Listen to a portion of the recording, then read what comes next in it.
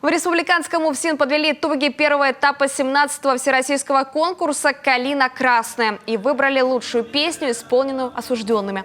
Всего представили 20 композиций, 5 из которых собственного сочинения.